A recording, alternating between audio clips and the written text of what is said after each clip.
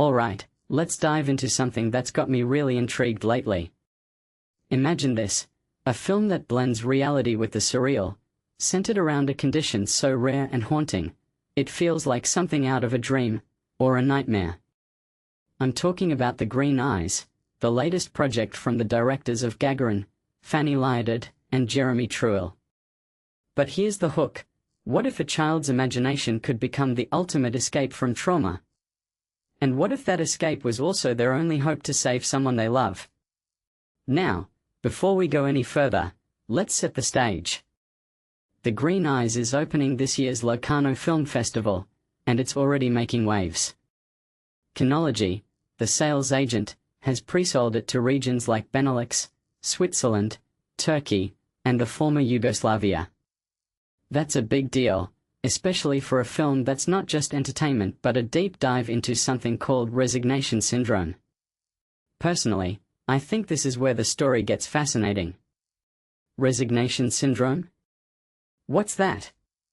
Well, it's a condition where individuals, often children, fall into a state of profound lethargy, almost like a coma, in response to extreme trauma.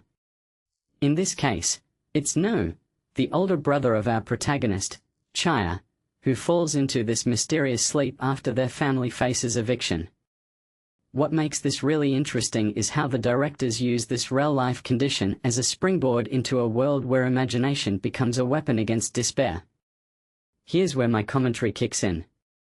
What many people don't realize is that resignation syndrome is a very real, albeit rare, phenomenon. It's often linked to refugee families facing deportation or extreme stress.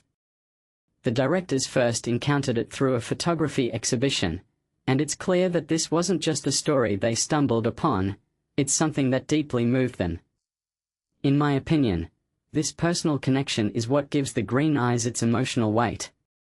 It's not just a film about a condition, it's a film about resilience, love, and the power of a child's mind to reshape reality. If you take a step back and think about it, this raises a deeper question: how do we, as adults, process trauma? And what if we could tap into the kind of imagination that kids seem to have in abundance? Now, let's talk about the director's approach. Fanny and Jérémy have been working as a duo for over a decade, and they do everything together. No division of labor, no you handle this, I'll handle that.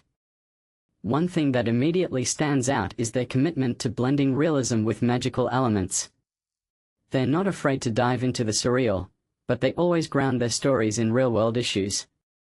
In Gagarin, it was a boy trying to save his home from demolition while dreaming of becoming an astronaut. Here, it's a girl trying to wake her brother from a sleep that feels like a curse. What this really suggests is that their filmmaking isn't just about telling stories, it's about exploring how we cope with the world around us. From my perspective, this is what makes their work so compelling. They're not just filmmakers, they're storytellers who use cinema to ask big questions. A detail I find fascinating is the setting of The Green Eyes. The Landes forest in France, with its lighthouse in the middle of a pine forest and a village covered in sand, feels like a character in itself. The directors describe it as a paradise for these children, but also the place where all their traumas are replayed. This duality is key. But let's not forget the broader implications here. The directors mention that dreamers know no borders, that their worlds are refuges.